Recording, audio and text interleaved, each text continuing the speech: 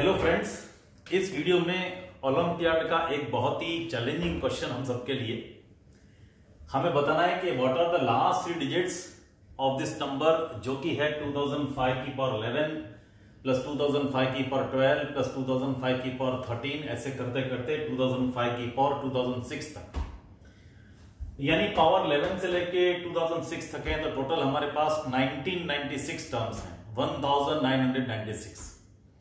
इतनी सारी टर्म्स को ऐड करके हमें बताना है कि इसकी लास्ट 3 डिजिट्स क्या आने वाली हैं। आउटसेट पे ये तो आपको पता चल ही गया होगा कि हम इसका सम मैन्युअली नहीं निकाल सकते। ये तो पॉसिबल नहीं है कि मैं हर एक की वैल्यू निकालूं पावर्स में, फिर ऐड करूं और फिर देखूं लास्ट 3 डिजिट्स क्या आने वाली हैं। तो जब भी आपके सामने कोई ऐसा सम आता है जहां आपको लगता है कि मैन्युअली इसका कैलकुलेशन पॉसिबल नहीं है, तो कोई ना कोई ट्रिक, कोई ना कोई नॉलेज टिप हमारे पास होना चाहिए जो इस सम को जल्दी से कर सके। तो उस नॉलेज टिप पे जाने से पहले, उस कॉन्सेप्ट पे जाने से पहले कुछ बातें समझ लें हम लोग कॉन्ग्रुएंस की और मॉड्यूलो की। तो मान लीजिए एक 11 नंबर मेरे पास है, उसको मैं 5 से डिवाइड करता हूं। तो अगर मैंने 11 नंबर को 5 से डिवाइड किया तो मैं लिख सकता हूं कि 5 2 10 और फिर रिमाइंडर मेरे पास 1 बचा। तो ये जो 11 को मैंने 5 से डिवाइड किया और रिमाइंडर 1 बचा, इस बात को हम कैसे लिख सकते हैं इजीली? उसको हम लिखते हैं इस तरह से नोटेशन में कि 11 को डिवाइड किया इक्वल टू रिमाइंडर मेरे पास 1 बचा और लिखूंगा मॉड 5। इस तरह से हम लोग लिखा करते हैं शॉर्ट में कि 11 को जब 5 से डिवाइड किया रिमाइंडर बचा 1, इस तरह से लिखते हैं। मॉड मींस मॉड्यूलो और ये कॉन्ग्रुएंस। तो रीड करते हैं 11 कॉन्ग्रुएंस 1 मॉड्यूलो 5, ऐसे रीड किया जाता है 11 कॉन्ग्रुएंस 1 मॉड्यूलो 5। इसका मतलब 11 को जब 5 से डिवाइड किया रिमाइंडर 1 बचा। इसको हम ऐसे भी देख सकते हैं कि जब मैंने 11 को 5 से डिवाइड किया तो मैंने 5 1 5 किया, रिमाइंडर 6 बचा। तो मैं इस बात को ऐसे भी लिख सकता हूं 11 कॉन्ग्रुएंस रिमाइंडर 6 बचा मॉड्यूलो 5। ऐसे हम लिख सकते हैं, कोई गलत बात नहीं है। ऐसा जरूरी नहीं है कि ये रिमाइंडर हमेशा इससे कम होना चाहिए, ऐसा कोई रूल नहीं है। इसी तरह से मैं ये बात को ऐसे भी लिख सकता हूं 11 को जब मैंने 5 से डिवाइड किया तो 5 3 15 और ये हो गया -4। तो मैं इसको लिख सकता हूं 11 कॉन्ग्रुएंस -4 मॉड्यूलो 5। इस तरह से बातों को लिखा जाता है मैथमेटिक्स के अंदर, नंबर थ्योरी के चैप्टर में। तो अगर आपको ये बात समझ में आ गई हो तो एक और बात, ये जो कॉन्ग्रुएंस है इसकी कुछ प्रॉपर्टीज हैं जो आपको पता होनी चाहिए। मैंने पिछले वीडियो में आपको बताया था। तो प्रॉपर्टी ये है कि अगर मैंने किसी नंबर p को p congruence r mod q किया, मैंने मतलब मेरे पास कोई नंबर p था, मैंने उसको q से डिवाइड किया, रिमाइंडर r बचा मेरे पास। तो मैं p और r में दोनों तरफ कोई नेचुरल नंबर की पावर इंक्रीज कर सकता हूं। मतलब मैं लिख सकता हूं p⁻n congruence r⁻n mod q। इस तरह की बात हम दोनों तरफ पावर इंक्रीज कर सकते हैं बाय सम नेचुरल नंबर। दोनों तरफ किसी नेचुरल नंबर से मल्टीप्लाई भी कर सकते हैं, दोनों तरफ किसी नेचुरल नंबर को ऐड भी कर सकते हैं। ये सारी प्रॉपर्टीज हैं कॉन्ग्रुएंस और मॉड्यूलो की जो आपको पता होनी चाहिए। अगर इतना आपको मालूम है, अब आगे बढ़ते हैं। अगर मुझे किसी भी नंबर की लास्ट 3 डिजिट्स जाननी है तो मुझे यह देखना होता है कि उस नंबर को 1000 से डिवाइड करके क्या रिमाइंडर बचा। फॉर एग्जाम्पल मेरे पास एक नंबर है 36175, तो इसको मैं लिख सकता हूं 36,000 प्लस 175। यानी जब इस नंबर को 1000 से डिवाइड करूंगा तो 36 क्वोशंट बचेगा और ये रिमाइंडर बचेगा मेरे पास। और ये जो रिमाइंडर है ये हमारी लास्ट 3 डिजिट्स हैं 175। देखिए अगर मेरे पास कोई नंबर है 294312, तो इसको मैं लिख सकता हूं 294000 प्लस 312। तो 1000 से डिवाइड किया इसको, मेरे पास ये बचा प्लस 312। अगेन 1000 से डिवाइड करूंगा तो मेरे पास क्वोशंट 294 बचेगा और प्लस 312 मेरा रिमाइंडर बचेगा। तो अगर मैं लास्ट 3 डिजिट्स निकालना चाहता हूं किसी भी नंबर की, तो मुझे उस नंबर को 1000 से डिवाइड करना चाहिए और फिर देखना चाहिए मेरे पास रिमाइंडर क्या आ रहा है। जो रिमाइंडर है वो आपकी लास्ट 3 डिजिट्स बनेंगी। इसी तरह से अगर लास्ट 2 डिजिट चाहिए तो 100 से डिवाइड करके देखिए, लास्ट 1 डिजिट चाहिए तो 10 से डिवाइड करके देखिए रिमाइंडर क्या बचता है। लास्ट 4 डिजिट चाहिए तो 10,000 से डिवाइड करके देखिए रिमाइंडर क्या बचता है, वो जो रिमाइंडर है वो आपका आंसर हो जाएगा। तो ये बात अगर आपको समझ में आ गई हो तो अब हम आगे बढ़ते हैं। सब में 2005 की पावर दे रखी है तो 2005 को पकड़ते हैं। देखो 2005 को जब मैं 1000 से डिवाइड करूंगा तो मुझे पता है रिमाइंडर 5 बचेगा। 1000 से मैं क्यों डिवाइड कर रहा हूं आपको मालूम चलना चाहिए। 1000 से इसलिए डिवाइड कर रहे हैं क्योंकि मुझे लास्ट 3 डिजिट चाहिए। तो 2005 कॉन्ग्रुएंस 5 मॉड्यूलो 1000 हो गया। अब यहां पे 2005 की पावर 11 है तो मैं दोनों तरफ 11 कर दूंगा तो 2005 की पावर 11 दैट विल बी 511 और ये मॉड 1000। ठीक है बच्चों, इसी तरह से 2005 की पावर 12 वो बन जाएगा 5 की पावर 12 मॉड 1000। ठीक है ना। इसी तरह से करते करते 2005 की पावर 2006 दैट विल बिकम 5 की पावर 2006 मॉड्यूलो 1000। ये बात हो गई। अब मेरा नंबर ये है n1 plus n2 plus n3 इस तरह से, तो मैं इन सबको ऐड कर लेता हूं और ये इक्विवेलेंट ये बन जाएगा। मतलब मेरे पास बनेगा 2005 की पावर 11 प्लस 2005 की पावर 12 प्लस करते करते 2005 की पावर 2006 वो बन जाएगा इक्विवेलेंट टू 5 की पावर 11 प्लस 5 की पावर 12 प्लस प्लस 5 की power 2006 and mod 10 cube mod 1000। ठीक है, तो मेरे पास जो नंबर मेरा है n, ये मेरा नंबर n है। अगर this is my number n तो n हो गया मेरे पास n कॉन्ग्रुएंस 5:11 5:12 ऐसे करते करते 5:2006 मॉड 1000 यहां तक पहुंच गए। अब हमें देखना है कि ये जो नंबर है मेरे पास इसको जब 1000 से डिवाइड करेंगे तो रिमाइंडर क्या बचेगा। जो रिमाइंडर आएगा उसकी लास्ट डिजिट्स मेरा आंसर होंगे। तो मैं जानना चाह रहा हूं ये चीज क्या होगी, इस तरह की बात हो रही है।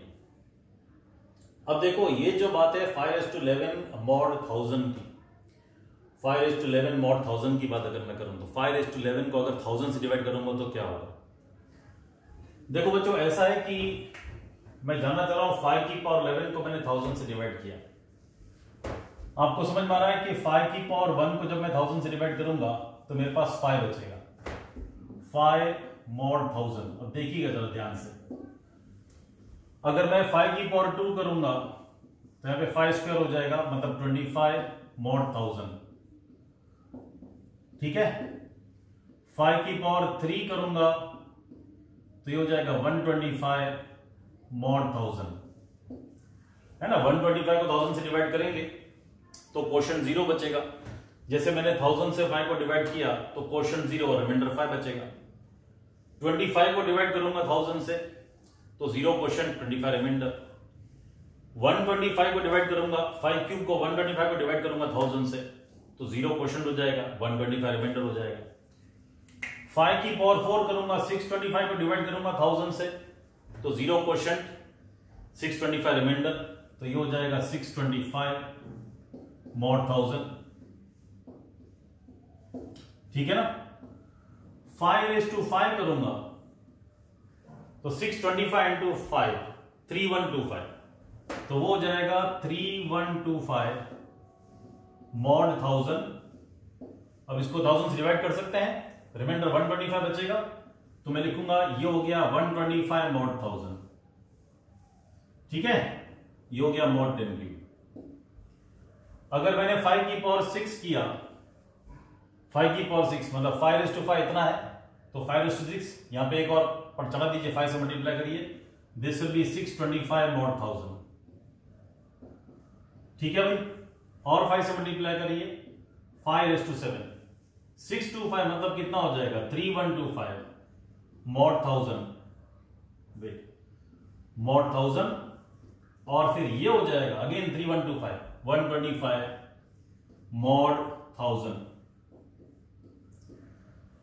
इसका मतलब आपको समझ में आ रहा है कि 5:3 में 125 बचेगा, 5:5 में 125 बचेगा, 5:7 में 125 बचेगा। मतलब 5 की अगर ऑड पावर्स होंगी, 5 की ऑड पावर्स होंगी तो मेरे पास रिमाइंडर 125 बचेगा। और 5 की अगर इवन पावर्स होंगी, ये इवन पावर वाला 5 है, वहां पर मेरे पास रिमाइंडर कितना बच रहा है 625। तो ये पैटर्न हमने गेस कर लिया कि 5 की पावर अगर ऑड होगी, यहां पावर ऑड है 5 की, यहां पे पावर ऑड है, यहां पे पावर ऑड है, तो रिमाइंडर कितना बचता है 125। देखिए यहां भी 125 बचा, यहां भी 125, यहां भी 125। इवन पावर में कितना बच रहा है 625 बच रहा है, ये बात है। तो इसका मतलब ये जो है 5:11, 5:12, 5:13 अप टू 2006। अब इसको आप कॉपी कर लीजिए, मिटाऊं हम आगे करना चाहूंगा मैं। तो अगर आपको ये समझ में आ गया है कि ऑड पावर में 125 बचेगा और इवन पावर में 625 बचेगा, तो हम आगे बढ़ते हैं। ठीक है, देखो मेरे पास जो नंबर n है, वो है 5 की पावर 11 प्लस 5 की पावर 12 प्लस 5 की पावर 13 5 की पावर 2006 मॉड 1000। ठीक है, थोड़ा बड़ा लिखता हूं 2006। ये 13 है, ये 12, इस तरह से। अब मुझे पता है कि ऑड पावर से 125 बचेगा। मतलब 5:11, 5:13, 5:15, 5:17 में टू 2005 मेरे पास रिमाइंडर 125 बचने वाला है। और 5:12, 5:14, 5:16, 5:2006 तक मेरे पास रिमाइंडर 625 बचने वाला है। तो मैं लिख दूंगा n इज इक्वल टू, इसमें रिमाइंडर कितना बचेगा 125, इसमें कितना बचेगा 625, इसमें कितना बचेगा 125। ठीक है, प्लस 625 प्लस करते जाएंगे और ये हो जाएगा मॉड 1000। ठीक है ना, ये रिमाइंडर होगा। अब टोटल टर्म्स मेरे पास कितनी है, ये 1996 11 से लेके 2006 तक। तो टोटल 1996 टर्म्स में आधी बार मेरे पास 125 आएगा, आधी बार मेरे पास 625 आएगा। 1996 का आधा कितना हुआ 998। मतलब 998 टाइम्स मेरे पास 125 है और 998 टाइम्स मेरे पास 625 है।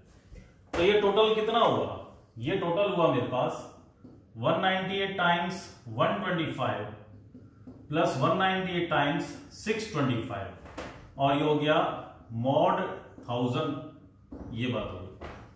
तो n मेरे पास हो गया 198 कॉमन लेके 125 plus 625, 125 plus 625 that will be 750 mod 1000। ऐसे हो गया।